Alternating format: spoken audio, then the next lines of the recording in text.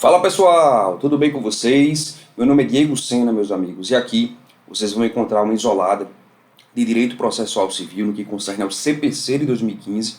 Infelizmente a gente não vai tratar, pelo menos neste curso aqui, temas extravagantes, por exemplo, a Lei do Mandado de Segurança, Lei do Habeas Data, Lei do Mandado de Injunção. Não, aqui é exclusivamente o CPC de 2015. E podem ter certeza, meus amigos, que vocês terão acesso ao curso mais completo do mercado envolvendo o CPC de 2015. Infelizmente, as pessoas muitas vezes falam muito, né, gravam muitas aulas, em relação às informações são poucas, né, e às vezes gravam até pouco e as informações são menos ainda. Aqui a gente tem uma carga horária média, uma carga horária de 55 horas, basicamente 110 blocos de 30 minutos, e a gente vai ver basicamente 90% do CPC 2015. Os 10% pode ter certeza que não cai em prova, ou se caiu, cai uma questão ao longo dos 4, 5, 6 anos aí de CPC. Né? 5 anos, né? CPC 2015, a gente está em 2020. Então, pode ficar tranquilos que você aqui tem o curso mais completo do mercado em relação ao CPC 2015.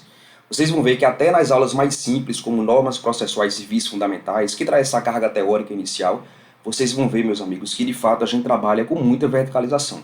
E sempre eu vou trazer aquela cerejinha do bolo. Você sempre vai dizer, poxa, eu nunca pensei desse jeito, eu nunca analisei esse tema desse modo, exatamente por isso que eu estou aqui, para trazer para vocês informações de qualidade, tá bom? Conte comigo e a gente vai junto nessa, tá bom?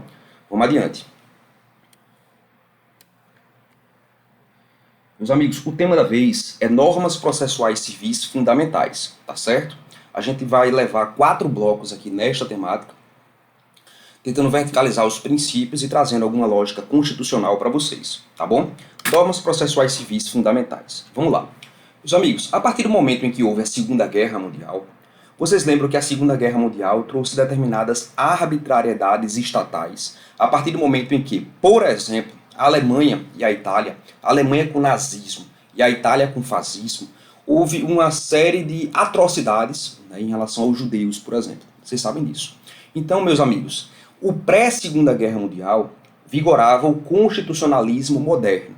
Esse constitucionalismo moderno, de prisma nitidamente norte-americano e francês, ele pautava-se em constituições escritas e respeito formal aos direitos e garantias fundamentais. Ou seja, o pré-Segunda Guerra Mundial pautava-se em constitucionalismo específico, o constitucionalismo moderno, pautado em constituições escritas, numa limitação formal do poder estatal, bem como a previsão formal de direitos e garantias fundamentais. Porém, com a Segunda Guerra Mundial e as atrocidades cometidas pela Alemanha e pela Itália especialmente, é óbvio que também teve regimes totalitaristas em relação à Espanha e o próprio Portugal, mas enfim, eu estou querendo dar ênfase aqui à Alemanha e à Itália, que realmente foi uma coisa assim, sobrenatural, tá certo?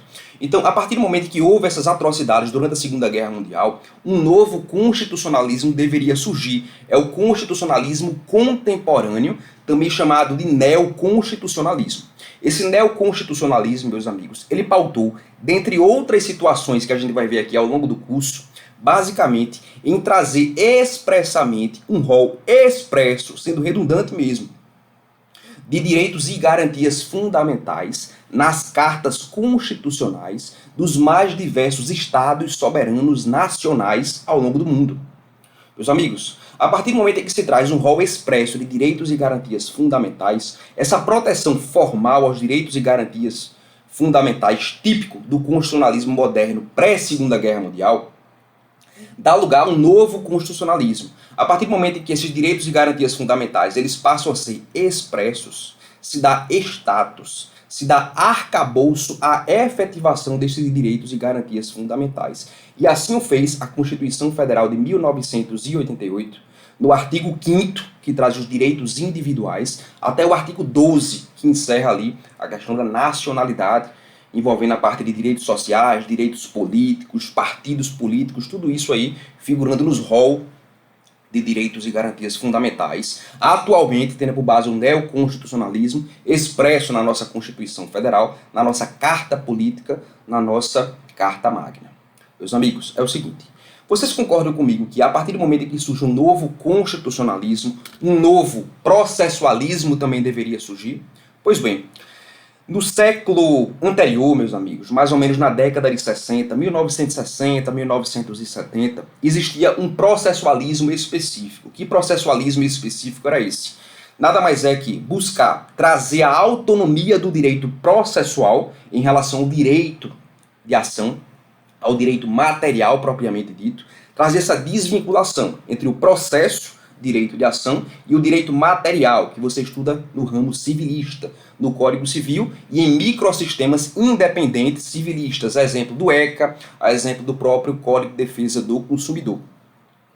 Pois bem, meus amigos, essa noção de independência, autonomia entre direito processual e direito material, ele era muito forte na lógica do processualismo, tá certo?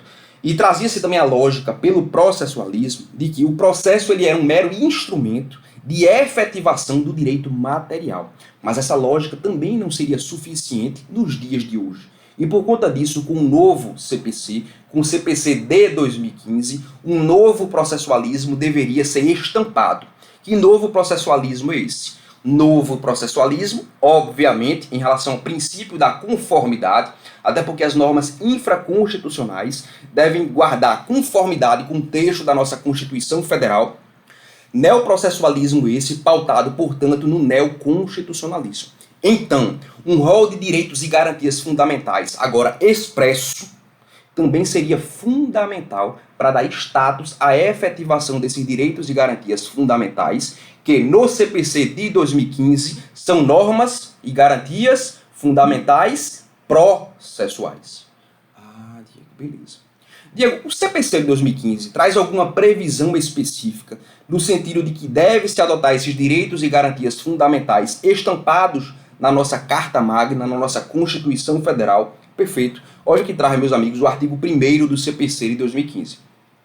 O processo civil será ordenado, disciplinado e interpretado conforme valores e normas fundamentais estabelecidos na Constituição Federal, observando-se as disposições deste Código. Meus amigos, quando se traz no artigo 1º, em sua parte final, observando-se as disposições deste Código, é porque a ciência processual, sendo redundante mais uma vez, é uma ciência. E por ser uma ciência, meus amigos, goza de regras e de princípios próprios, alheios à lógica constitucional. Então, nada mais justo que, no artigo 1º, priorizar-se o neoprocessualismo, típico do neoconstitucionalismo, mas também trazendo uma carga específica da ciência processual. Ciência processual, CPC de 2015, que deve ser observada. Entendeu? Essa parte final do artigo 1º.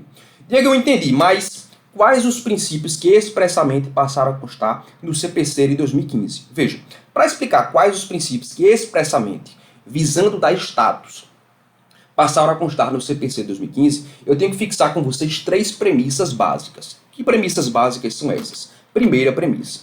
Princípios processuais são sinônimos de normas processuais civis fundamentais. Meus amigos, muito cuidado. Sabe por que muito cuidado? É o seguinte. A gente sabe que, tendo por base a lógica do neoconstitucionalismo, um rol expresso de direitos e garantias fundamentais deveria surgir, deveria emergir em detrimento do constitucionalismo até então vigente, o constitucionalismo moderno, nítido da base francesa e da base norte-americana, conforme bem mencionamos com vocês. Porém, eu disse que, dentre outras situações, eu acabei dando muita ênfase aos direitos e garantias fundamentais de modo expresso nos textos constitucionais dos Estados soberanos. Porém, essa não é a única característica do neoconstitucionalismo. O neoconstitucionalismo passou a trazer uma nova hermenêutica constitucional, uma nova forma de se interpretar as normas da Constituição. E, segundo o neoconstitucionalismo, o gênero norma jurídica deveria ser subdividido em 2 partes, em regras e em princípios. Regras são mandados de subsunção, são os dispositivos legais, pautados exatamente na lógica do positivismo jurídico. Com base nas regras, mandados de subsunção, ou a regra ou dispositivo legal, ele é aplicado a uma determinada situação, ou ele não é aplicado por definitivamente ter sido revogado. Ou seja, em relação às regras, vale a lógica do tudo ou nada. Ou se aplica ou não se aplica pelo fato da norma regra ter sido revogada. Em relação à segunda espécie de norma jurídica, meus amigos, como eu disse a vocês, existem os princípios. Princípios jurídicos. Esses princípios jurídicos são mandados de otimização. Ou seja, diferentemente das regras que ou se aplicam ou são revogadas, os princípios eles buscam colmatar lacunas, tapar lacunas no ordenamento jurídico. E para isso, meus amigos, eles gozam de força normativa. Eles são norma jurídica, tendo por base essa nova lógica constitucional trazida pelo neoconstitucionalismo. Então, muito cuidado com isso. Tudo que está no artigo 5º ao artigo 12 da nossa Constituição Federal, tendo por base a lógica da hermenêutica constitucional, não necessariamente é princípio, pode ser regra. Assim como também acontece no CPC-D 2015. Então, princípios processuais, meus amigos, deixa eu abrir aqui a caneta.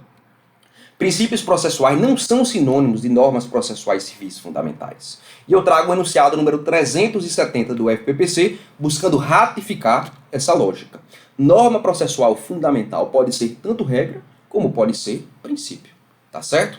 Então, meus amigos, muito cuidado com isso. Aquela lógica do civil law romano-germânica, de que a lei, a regra, ela vale por si só, sendo fonte primária do direito, ela não deverá mais prevalecer. Porque o princípio da legalidade ele não é suficiente, tendo por base o neoconstitucionalismo e o neoprocessualismo, para buscar solucionar determinadas questões específicas. Explico a vocês. Isso porque, meus amigos, regras e princípios são espécies do gênero norma jurídica. Então não vale mais a lógica do civil law, a lógica romano-germânica de que a lei, a regra, é fonte primária do direito. Mas sim, a fonte primária do direito, meus amigos, é a norma jurídica, ou seja, tanto regras como princípios. Então aquela lógica trazida no artigo 4º da Lei de Introdução às Normas do Direito Brasileiro, dizendo que, a partir do momento em que não há regra explícita a ser aplicada em determinado caso, é possível aplicar regras de colmatação. Entre elas, a analogia, os costumes e os princípios gerais do direito, ela ganha certo contorno específico, tendo por base o neoconstitucionalismo e o neoprocessualismo. Essa lógica não deverá mais imperar, até porque princípio não é puramente uma regra de integração, a partir do momento em que não há uma regra. Princípio hoje, assim como a regra, é norma, e tendo por base a lógica do princípio da juridicidade, e não somente o princípio da legalidade. O princípio da juridicidade é esse, que dá força aos princípios como fonte primária do direito, e não apenas como fonte secundária, visando apenas e exclusivamente tapar, colmatar lacunas jurídicas no ordenamento jurídico positivo. Muito cuidado com isso. Diego, qual é a segunda premissa? É o seguinte: o rol das normas processuais civis fundamentais, ele é um rol taxativo? Não, meus amigos. A partir do momento em que existem regras principiológicas, a gente sabe que os princípios eles não trazem uma regra taxativa. Eles são meramente enunciativos. E é por isso que o enunciado número 369 do FPPC ratifica essa mesma lógica. O rol de normas fundamentais previsto no capítulo 1 do título único do livro 1 da parte geral do CPC, ele não é exaustivo. Ah, Diego, peraí, eu estou entendendo, mas esse bonequinho que apareceu aqui na tela, ele quer dizer alguma coisa, né? Isso, perfeito. Veja, meus amigos, a partir do momento que eu trago a vocês que as normas processuais civis fundamentais não são taxativas, figurando exatamente no rol exemplificativo, é porque existem direitos e garantias fundamentais que devem ser aplicados à seara do processo civil, mas não estão expressos no processo civil, estão expressos apenas na Constituição Federal de 1988. Não é isso? Perfeito. É exatamente isso que eu quero dizer para vocês. E eu exemplifico com dois princípios específicos: o devido processo legal e o princípio do juízo natural. Então, o devido processo legal, meus amigos, ele não está expresso no CPC de 2015. Assim como o princípio do juízo natural, ele não está expresso no CPC de 2015. Mas, tendo por base a lógica do princípio da conformidade, esses princípios também devem ser aplicados ao CPC de 2015. Tá certo?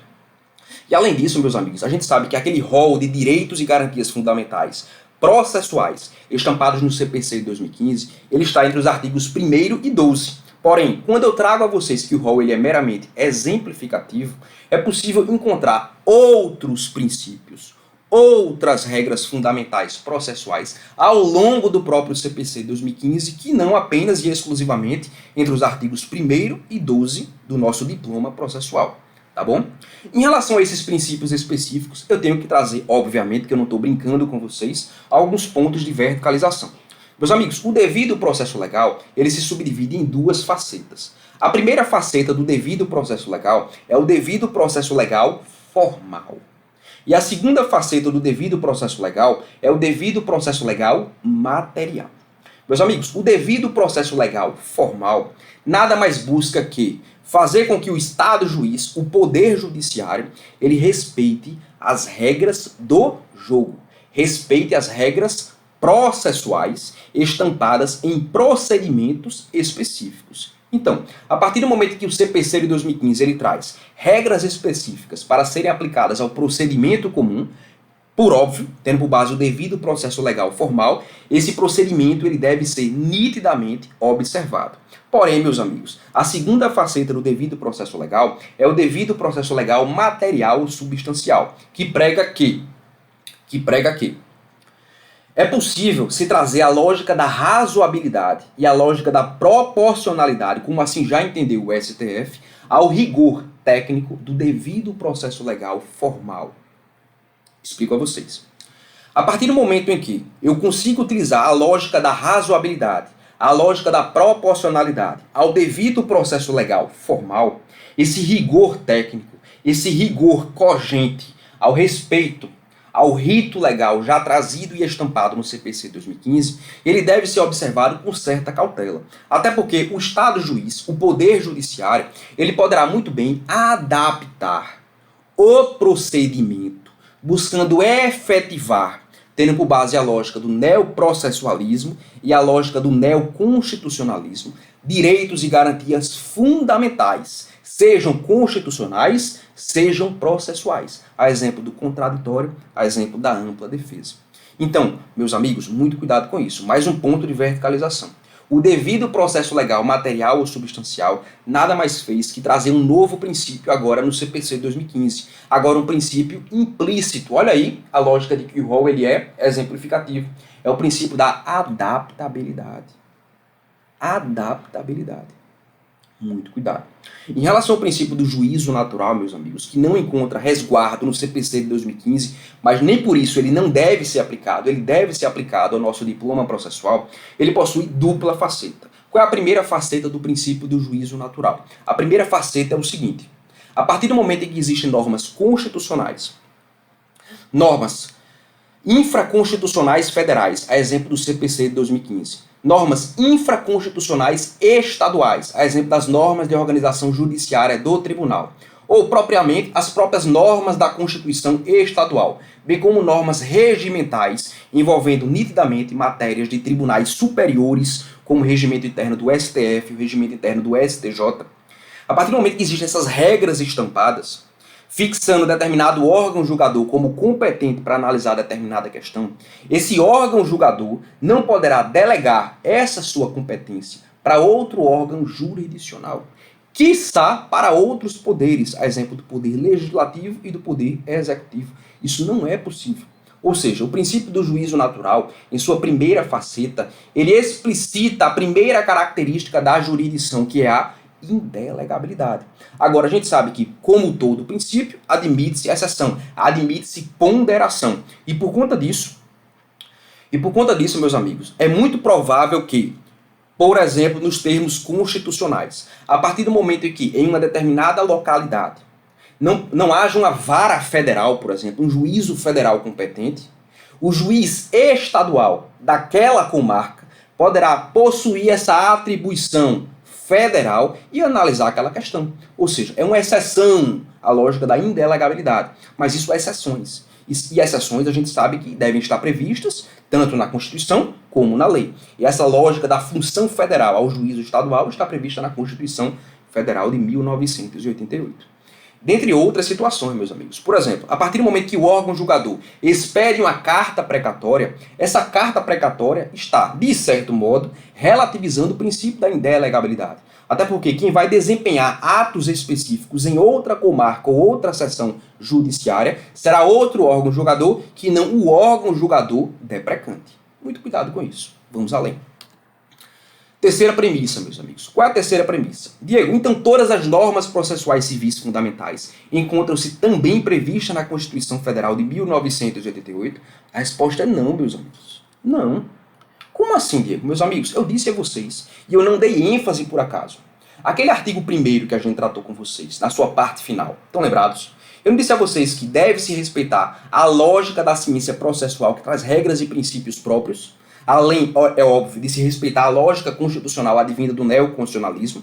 Pois bem, existem princípios processuais específicos que não estão previstos na Constituição Federal de 88. Exemplifico para vocês vários, como o princípio da boa-fé processual, como o princípio da vedação à prolação de uma decisão surpresa, como o princípio da interpretação processual, como o princípio da isonomia processual, que nada mais é que uma faceta específica do princípio da igualdade nos termos constitucionais, mas uma faceta específica, trazendo exatamente a igualdade processual, dentre outras situações. Outro exemplo, o princípio da promoção pelo Estado da solução por autocomposição. Tudo isso está expresso no CPC de 2015, mas não encontra guarida na Constituição Federal de 88. E não é porque não encontra guarida na Constituição Federal de 88 que não deve ser aplicado à seara processual. Então, só para deixar os slides de vocês organizados, eu vou dar exemplo, eu vou exemplificar dois para vocês aqui.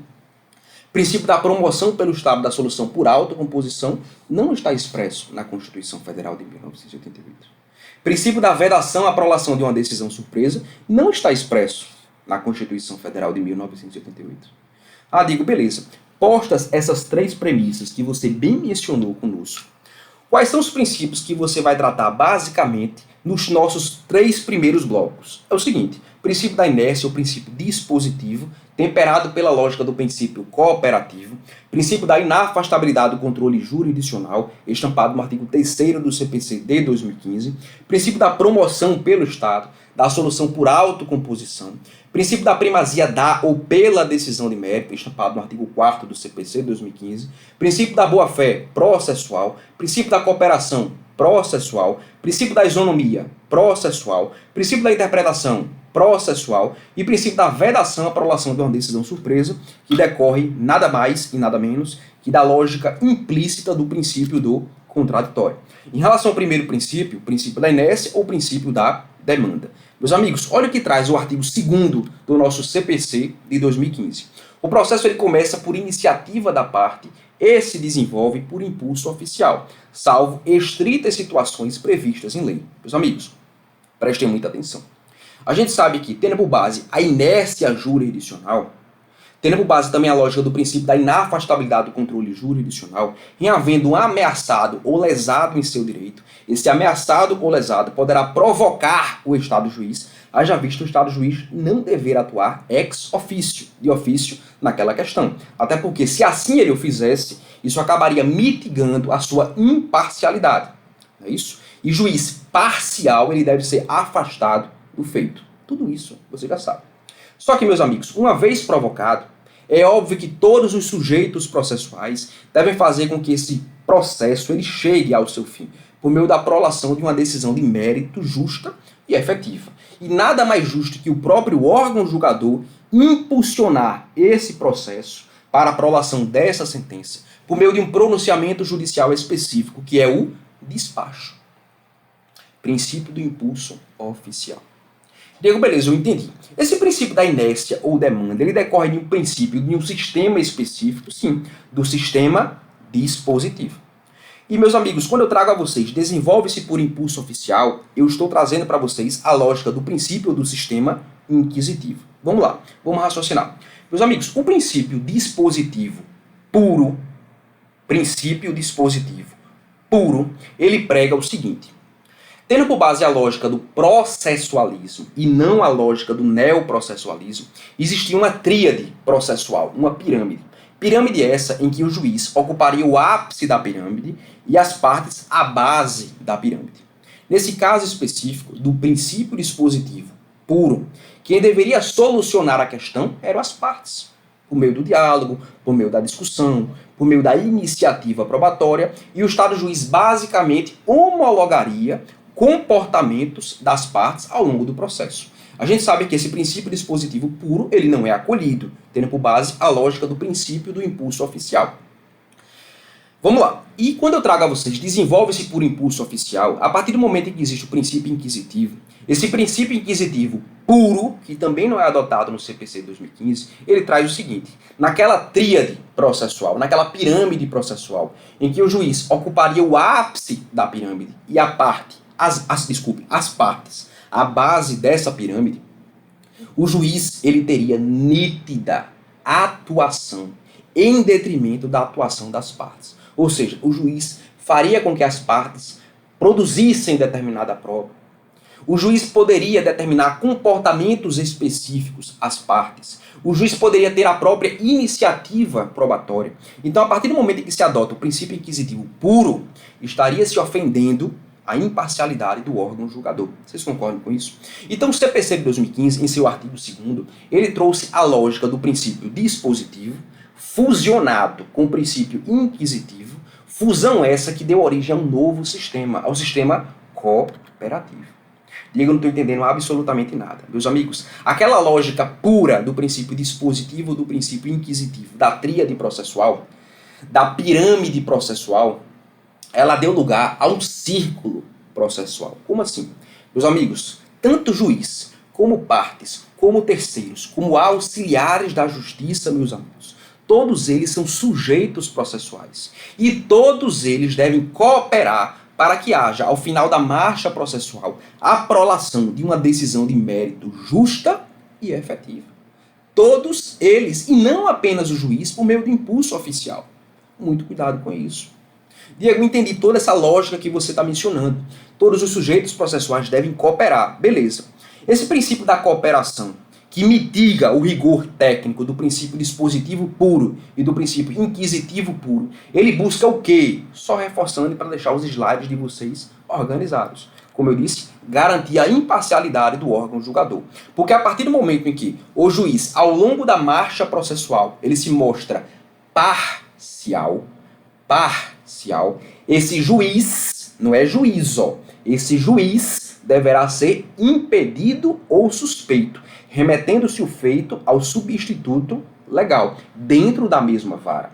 Porque se jogar para a vara seguinte, para a vara do lado, vai haver uma ofensa agora ao princípio do juízo natural. Quando vocês leem em determinado livro, princípio do juiz natural, isso está equivocado. O que é natural é o juízo competente, tendo por base aquelas facetas do princípio do juízo natural que eu bem mencionei para vocês. Explicitei a primeira faceta, que decorre da lógica da indelegabilidade, e agora eu estou lembrando que passou batida a segunda faceta, que é, a partir do momento em que existem aquelas normas específicas garantindo determinado órgão julgador como competente para analisar aquela questão, além daquele órgão julgador não poder delegar a sua competência em regra, admitindo-se exceções, esse órgão julgador competente, ele deve ser fixado por essas normas pré-ocorrência do fato. Para que possa abarcar a atuação naquele fato, vedando-se, por óbvio, a lógica do juízo ex post facto, ou seja, vedando-se a lógica do juízo de exceção, juiz formado após a ocorrência do fato. Isso decorre da lógica constitucional. Tá bom? Passou batido realmente no slide anterior e vamos seguinte, verticalizando para vocês. Questões envolvendo o tema. A instauração do processo depende de provocação das partes e seu desenvolvimento se dá por impulso oficial, salvo as exceções previstas em lei. O princípio da demanda e impulso oficial tem relação com a imparcialidade do órgão julgador. Tudo isso a gente tratou com vocês com muita qualidade. Foi-se esse princípio. Vamos embora. Em relação ao princípio da inafastabilidade do controle jurisdicional, meus amigos, muito cuidado. Olha o que traz o artigo 3º do CPC de 2015. Não se excluirá da apreciação jurisdicional ameaça ou lesão a direito. Então, meus amigos, a partir do momento em que há um determinado ameaçado em seu direito, esse ameaçado poderá provocar o Estado juiz, o Poder Judiciário, para que, ao final da marcha processual, esse Estado juiz pronuncie-se finalmente por meio de uma sentença, ou antes mesmo, durante a marcha processual, meio incidental, poderá deferir uma tutela provisória autoral, buscando o quê? Efetivar uma tutela específica. Que tutela é essa? Tutela inibitória ou tutela preventiva. Meus amigos, a partir do momento em que, diferentemente da ameaça, há de fato um lesionado em seu direito, esse lesionado em seu direito poderá provocar o Estado juiz, para que o Estado juiz, ao final da marcha processual, pronuncie-se finalmente via sentença, ou incidentalmente, ao longo da marcha processual, defira uma tutela provisória autoral, buscando efetivar uma tutela específica em prol, em benefício do lesionado. Que tutela é essa? A tutela repressiva. Ah, Diego, beleza. Diego, qual a diferença básica entre o princípio da inafastabilidade e o princípio da indelegabilidade? Vamos lá, meus amigos. Isso é um ponto de verticalização. Raciocínio aqui. Isso já caiu em prova. Meus amigos, tudo que eu trago aqui, olha só, eu não sei se eu disse a vocês, mas eu vou voltar a dizer. Meu curso, ele me tira da zona de conforto. Como assim o meu curso me tira da zona de conforto? Eu não dou o que eu sei. O que eu sei mais, melhor dizendo, né? Porque processo civil eu tenho facilidade. Eu não dou o que eu sei mais. Eu vejo as questões e, com base nas questões de todas as bancas, eu produzo material. Isso me tira da zona de conforto. É diferente de o mesmo professor estar replicando o mesmo material para todas as turmas. Isso não é correto. Isso tira, essa minha forma, tira o professor da zona de conforto. Porque eu dou, de fato, o que é importante para a tua prova. Eu não brinco com o sonho de vocês. Eu sei o que é estudar para concurso. Eu passei em concurso, ainda na graduação, para analista judiciário, né? Uma concorrência vastíssima. Tive que entrar com um processo administrativo para me formar mais cedo, para conseguir assumir o cargo. Então eu sei o que é estudar para concurso. Eu não gosto de brincar com vocês. Eu sei, meus amigos, que infelizmente as aulas hoje para concurso, elas têm dado muito pouco conteúdo de qualidade. Então as pessoas têm afastado a lógica das aulas. Mas eu tenho trazido aqui para vocês a lógica de que, de fato, aulas são uma excelente ferramenta de estudo, desde que o faça da melhor forma possível. E é isso que eu viso trazer para vocês. Confie em mim, assista esse curso, faça a minha isolada. Não é porque eu quero vender, não. Pelo amor de Deus, eu tenho outras atividades, eu dou aula por amor. Mas é porque eu tenho a capacidade de te ajudar. Confie em mim, confia. Você tem 7 dias para devolver o produto. Analisa direitinho. Confia em mim. Vamos embora. Qual a diferença entre o princípio da inafastabilidade e o princípio da indelegabilidade? Meus amigos, a lógica da inafastabilidade é a seguinte. A partir do momento em que há um ameaçado em seu direito ou um lesionado em seu direito, esse ameaçado ou lesionado poderá provocar o Estado juiz para que o Estado juiz, ao final da marcha processual, defira uma sentença. Se essa sentença vai ser de mérito ou sem mérito, vai depender, dentre outros preenchimentos, do preenchimento das condições da ação ou dos pressupostos processuais. E ou dos pressupostos processuais, a depender do doutrinador que você leia. Explico. Existe doutrinador que traz que, como Fred e Didier, não existem mais as condições da ação e tudo passou a ser pressuposto processual. Existe doutrinador que traz: não existem pressupostos processuais e tudo é condição da ação. E existe doutrinador que traz que existem tanto as condições da ação como os pressupostos processuais. E, nessa terceira corrente, Diego se filia. Então, assim, a partir do momento em que se preenche as condições da ação e os pressupostos processuais, na visão de Diego, o indivíduo que provocou o Estado juiz passa a ter direito a uma resposta de mérito do Estado, preenchendo-se, por óbvio, outros requisitos que eu vou mencionar para vocês ao longo do curso. Então, meus amigos, o que é uma decisão de mérito? É uma decisão que analisa os pedidos autorais, uma decisão que analisa os pedidos trazidos pelo autor na exordial. Quando o Estado juiz assim faz, a decisão ela é de mérito, seja no sentido da procedência, que o autor tem direito, seja no sentido da improcedência, trazendo que o autor não tem direito. Mas há uma análise dos pedidos autorais. E essa sentença ela é de mérito, preenchendo-se, dentre outros requisitos, as condições da ação e ou, a depender do doutrinador que você lê, os pressupostos processuais. Diferentemente, meus amigos, a indelegabilidade envolve aquela característica da jurisdição, no sentido de que, uma vez órgão competente judiciário fixando-se normas constitucionais e infraconstitucionais e regimentais, como sendo aquele órgão julgador competente para analisar determinada questão, esse órgão julgador não poderá delegar essa competência para outro órgão do mesmo poder do judiciário, quiçá, inclusive, de outros poderes, como o poder legislativo e do poder executivo. Muito cuidado com isso. Se essa diferença cai, já caiu. Caiu na prova do TJ Alagoas e a gente vai ver isso aqui. Diego, veja só, o que é que traz o parágrafo primeiro? Meus amigos, é permitida a arbitragem na forma da lei. Arbitragem na forma da lei. Diego, que lei é essa, meus amigos? É a Lei 9.307 do ano de 1996, que nos seus artigos 1º, 2º e 3º trazem determinadas premissas que a gente vai tratar aqui com vocês ao longo desses slides. Mas antes eu quero fixar algumas situações para que não haja confusão posteriormente. Quero fortalecer tua base. Meus amigos, existem algumas formas de solução de conflitos. Que formas são essas? Primeiro é a forma da autotutela. Meus amigos, a autotutela ela era muito forte antigamente, na antiguidade clássica, Grécia e Roma. Por meio da autotutela, a força física, a força econômica daquele que possuía melhores e mais meios econômicos, mais meios físicos, subordinava os outros. Essa autotutela, ela foi muito forte, como eu disse, antigamente. Infelizmente, ainda hoje encontra alguns resquícios, mas infelizmente, felizmente, porque em determinadas situações, essa força, ela deve imperar. Por exemplo, o Código Civil de 2002, ele traz um regramento específico em relação às ações possessórias. E é possível desforço imediato pelo ofendido em sua posse, buscando fazer com que haja a proteção possessória. Isso é uma forma de autotutela que deve ser realmente resguardada pelo ordenamento jurídico. A segunda forma de solução de conflitos é a autocomposição. A autocomposição, meus amigos, preza pelo quê? Preza pela solução das partes, pelo diálogo entre as partes, por uma decisão dialógica entre as partes. Como assim, meus amigos? A partir do momento em que as partes buscam dialogar, acordar, transacionar em relação à solução de determinada questão, você concorda comigo que a solução gerará pacificação social?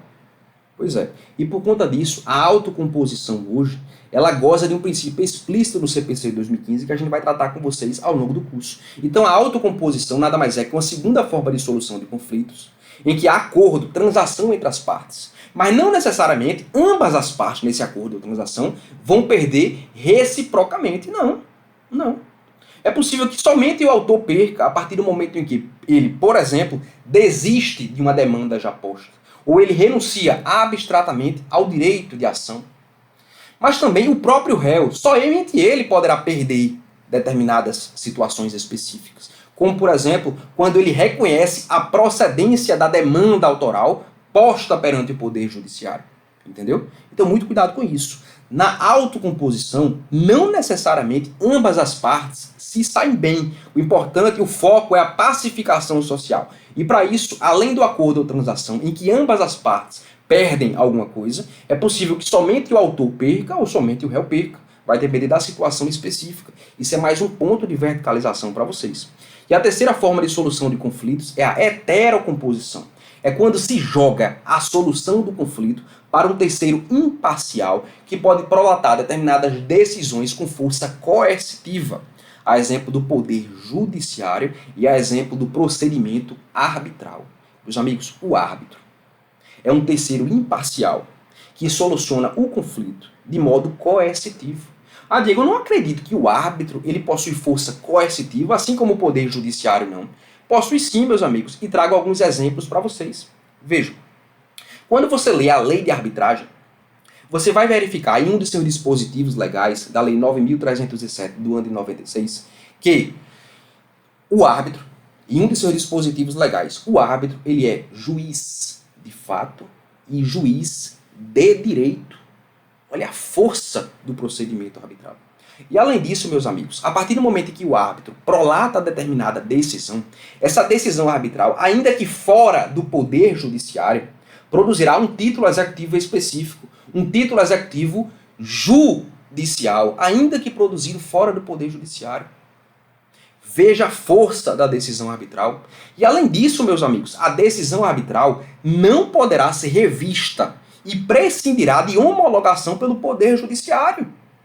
Veja a força da decisão arbitral. Apenas excepcionalmente, no que concerne ao controle do rigor técnico das formalidades estampadas na Lei 9.307 de 96, o Poder Judiciário poderá analisar o decisum arbitral, mas jamais adentrar no mérito, no conteúdo da decisão arbitral. Veja a força da decisão arbitral. Diego, eu entendi. O que é que traz os artigos 1º, 2º e 3º da Lei de Arbitragem que você disse que ia verticalizar com a gente? Meus amigos, ela traz quem poderá firmar esse procedimento arbitral, quais as modalidades de procedimento arbitral, como se dará a aplicação do procedimento arbitral e quando se dará a aplicação da lei de arbitragem no tempo. Isso é uma súmula, a súmula número 485 do STJ. Eu disse a vocês, esse curso é extremamente completo. A gente vai tratar dos enunciados do FPPC, questões, súmulas e informativos quando eles existirem. Pode ficar tranquilos. Quando? Vamos lá. Meus amigos, em relação à lei de arbitragem, olha o que traz o artigo 1º. A gente vai tratar dos 3 artigos. Não é que a lei de arbitragem está sendo abarcada nessa aula, não. Mas é porque vocês precisam entender o procedimento arbitral para que a gente adentre no Poder Judiciário com mais tranquilidade, tá bom? As pessoas capazes de contratar poderão valer-se da arbitragem para dirimir litígios relativos a direitos patrimoniais disponíveis. Meus amigos, o árbitro ele pode ser escolhido pelas partes, desde que essas partes sejam capazes de quê? De celebrar negócios jurídicos no âmbito civilista. Então as partes escolhem o árbitro ou um tribunal arbitral para analisar determinada questão. E segundo o próprio STF, isso não mitiga o acesso à justiça. Isso não mitiga a lógica da jurisdição. Por quê? Porque, meus amigos, a partir do momento que as partes convencionam escolher determinado árbitro, e esse árbitro decide a questão com força coercitiva, não podendo essa decisão ser revista pelo Poder Judiciário, nada mais fez as partes que, dentro do sistema multiportas que a gente vai ver no slide seguinte, escolher a porta da arbitragem em detrimento da porta do Poder Judiciário. Isso não mitiga, não afasta, não relativiza o acesso à justiça e o princípio da inafastabilidade do controle jurisdicional. Tá certo? Vamos embora. Olha o que traz o artigo 2º. A arbitragem ela poderá ser de direito ou de equidade a critério das partes. Meus amigos, a arbitragem ela pode ser de direito, respeitando-se as regras jurídicas já postas no ordenamento jurídico, ou ela pode ser de equidade, ou seja, pautada numa legalidade estrita, numa legalidade específica, ou seja, o poder arbitral poderá analisar aquela questão com base em ideais de justiça, ideais de equidade, afastando a lógica das regras jurídicas já postas no ordenamento jurídico positivo. Lembro a vocês que, envolvendo fazenda pública, será plenamente possível a adoção do procedimento arbitral. Mas, em relação à fazenda pública, a arbitragem deverá ser necessariamente de direito. Muito cuidado. Em relação ao artigo 3º, meus amigos, as partes interessadas podem submeter a solução de seus litígios ao juízo arbitral. Podem, não é um dever, é uma faculdade. Mediante o que? Gênero, convenção de arbitragem, assim entendida a cláusula compromissória, espécie 1, e o compromisso arbitral, espécie 2. E agora, meus amigos, a aplicação da lei de arbitragem no tempo. Isso vai cair para vocês em prova. Olha o que traz a súmula 485 do STJ. A lei de arbitragem aplica-se aos contratos que contêm cláusula arbitral, ainda que celebrados antes da edição de quê? Da lei de arbitragem. Beleza. Vamos fazer algumas questões buscando ratificar esse entendimento. FCC 2018. Traz o princípio da inafastabilidade do controle jurisdicional. Esse é o princípio da inafastabilidade ou obrigatoriedade, ou seja, o segundo nome do princípio da inafastabilidade do controle jurisdicional, que possui tanto prisma constitucional como prisma infraconstitucional, expresso agora no artigo 3º do CPC de 2015. E é, a um só tempo, princípio constitucional e infraconstitucional do CPC. Perfeito. Tudo isso a gente tratou com vocês. Vamos adiante.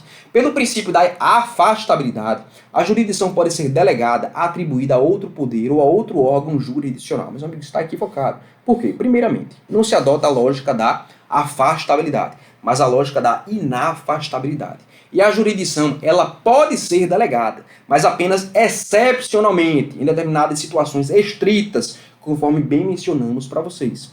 E essa lógica de atribuição, veja só, essa lógica de atribuição é uma lógica administrativa. O Poder Judiciário ele não possui e não delega atribuições. Ele delega competências, tá certo? Mas não é isso, né, que está errado na questão. Isso é um ponto de verticalização nosso para vocês. Mas a questão está falsa, por quê? Pelo princípio da afastabilidade, falso. E a jurisdição pode ser delegada, falso. Até porque essa lógica da questão está querendo trazer essa delegabilidade como regra, e isso não é correto.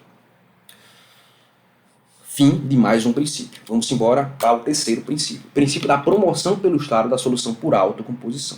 Meus amigos, olha o que traz o artigo 3º do CPC de 2015. O Estado promoverá, sempre que possível, a solução consensual de conflitos.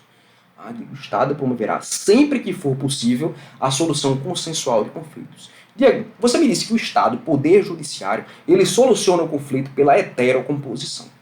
E você está dizendo aqui que a solução consensual, ou seja, a solução por autocomposição, ela deve ser buscada sempre que possível pelo Poder Judiciário.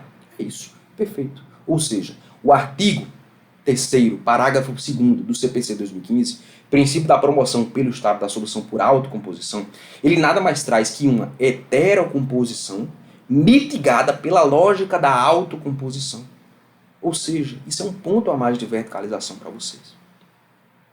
Diego, que danado é o sistema multiportas que você disse no slide anterior? Meus amigos, a partir do momento em que o CPC 2015 instaura o sistema multiportas, o que isso significa? Significa o seguinte, significa que as partes poderão escolher a solução mais adequada para o seu conflito.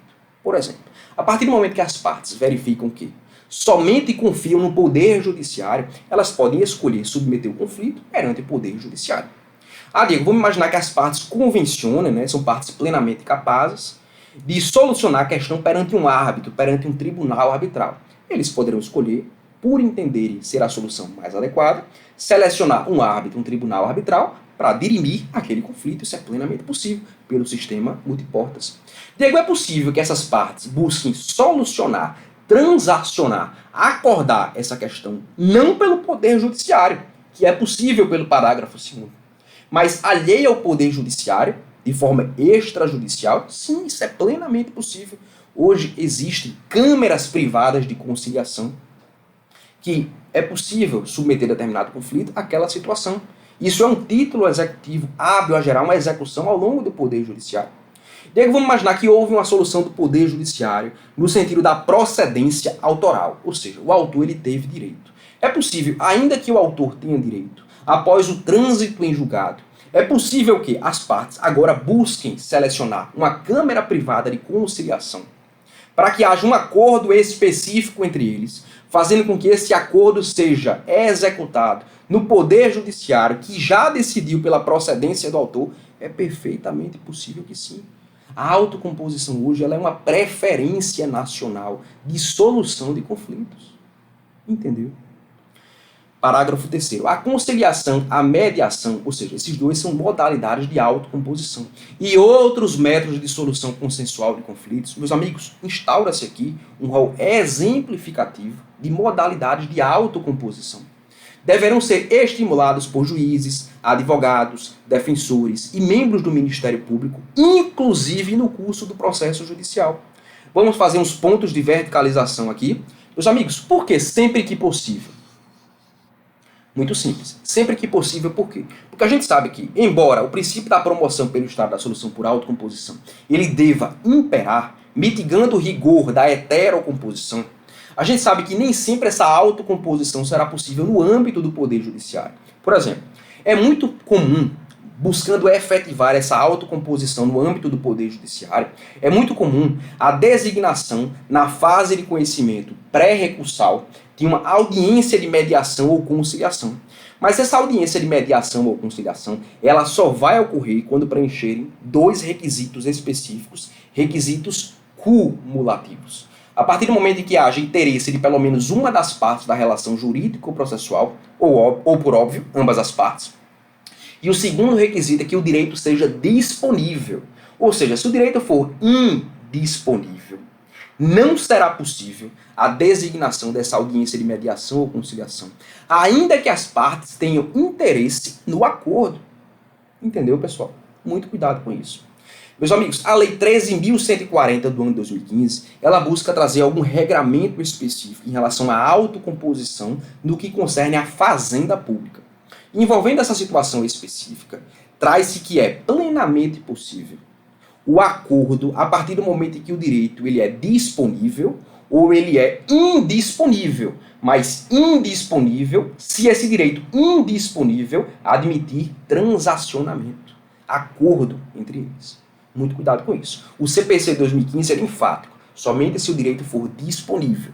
A Lei 13.140 ela é enfática, se o direito for disponível ou se for indisponível, mas admitir-se a transação, o acordo nesse direito indisponível. Ou seja, esse direito indisponível gozar de uma parcela de direito passível de acordo, transação entre as partes. Muito cuidado com isso. Diego, beleza. Trata-se de um rol taxativo. Já disse a vocês que não. Existem outras modalidades de autocomposição. Exemplifico para vocês. Vocês já ouviram falar no dispute board? Dispute board. O dispute board é uma modalidade de autocomposição não prevista expressamente no CPC de 2015. O dispute board, meus amigos, prega pelo seguinte. Prega a partir do momento em que a administração pública e um particular que firmou contrato administrativo com a administração pública, seja por meio da concessão de um serviço público, seja por meio de um contrato administrativo em razão de uma licitação, nesses casos específicos, a partir do momento em que há a execução de uma obra pública, é possível, entre essas partes, administração pública e particular, haver acordo, transação, no que concerne à execução dessa obra pública, a partir do momento que essa execução traz determinados litígios entre as partes. Ou seja, é plenamente possível o chamado dispute board, como modalidade de autocomposição avulsa, alheia ao que estampa o artigo 3º, parágrafo 3º do CPC. Deverão ser estimulados, meus amigos, deverão ser estimulados. É uma faculdade ou um dever? É um dever. Por óbvio, desde que seja possível. Beleza. Diego, é possível essa autocomposição pré-processual? Sim, eu disse a vocês, inclusive exemplifiquei com o sistema multiportas. É plenamente possível que as partes pré-processualmente, ao invés de provocar a situação perante o Poder Judiciário, selecionem câmeras privadas de conciliação ou mediação para que haja o acordo. Diego, é possível processualmente? Sim, inclusive exemplifiquei para vocês em que situações. Como, por exemplo, numa fase pré-recursal, né? Na fase de conhecimento pré-recursal, a designação dessa audiência de mediação ou conciliação quando ela for possível. Mas, Diego, veja só, eu entendi essa audiência de mediação ou conciliação. Mas quando você traz que o artigo 3º, parágrafo 2º traz a heterocomposição mitigada pela autocomposição, Diego, eu acredito que essa lógica de mitigação do rigor técnico da heterocomposição não se limita exclusivamente a uma audiência de mediação ou conciliação. Não é isso? Perfeitamente, meus amigos. Vocês estão corretos. E é plenamente possível que haja a mediação ou conciliação também nas instâncias recursais, inclusive na execução. Se é possível, meus amigos, pós-processualmente, conforme eu disse a vocês, tendo por base o sistema multiportas, por que não no âmbito do processo em todas as suas fases?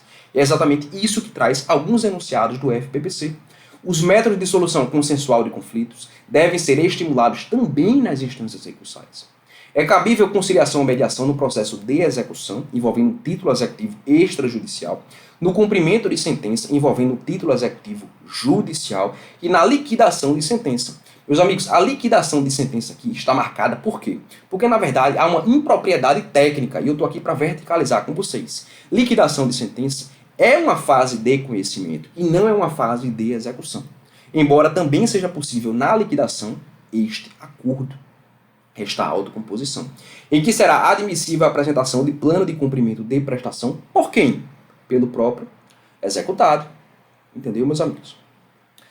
Digo, beleza, eu entendi sempre que possível, o rol não é taxativo, é um dever processual, pode ser pré ou pós-processual, tendo por base a lógica do sistema multiportas, pode ser processual em várias fases processuais, como o próprio CPC 2015 traz e como enunciados do FPPC traz. Diego, essa lógica da autocomposição é uma novidade do CPC de 2015? Não, não é uma novidade do CPC 2015. Por quê? Porque a resolução número 125 do ano de 2010 do CNJ já trazia a possibilidade da autocomposição no âmbito do Poder Judiciário. Então, é uma lógica não nova da autocomposição, mitigando o rigor técnico da heterocomposição. Porém, em relação aos termos constitucionais, a gente já viu, trata-se de uma novidade em detrimento da Constituição Federal de 88. Então, muito cuidado com o parâmetro a ser invocado para vocês na prova do concurso. Vamos fazer algumas questões. Deixa eu ver se eu esqueci de tratar alguma coisa aqui com vocês. Sim, aqui, meus amigos, quando eu trouxe aqui para vocês, inclusive no curso do processo judicial, você, que deve ser muito bom em português, leva a seguinte lógica. Digo, quando ele traz, inclusive no curso do processo judicial, ele está limitando a possibilidade de autocomposição ao processo judicial. O pós-processual não é possível, né? Essa autocomposição, e a gente já viu que é plenamente possível. Inclusive passível de execução do âmbito do próprio Poder Judiciário.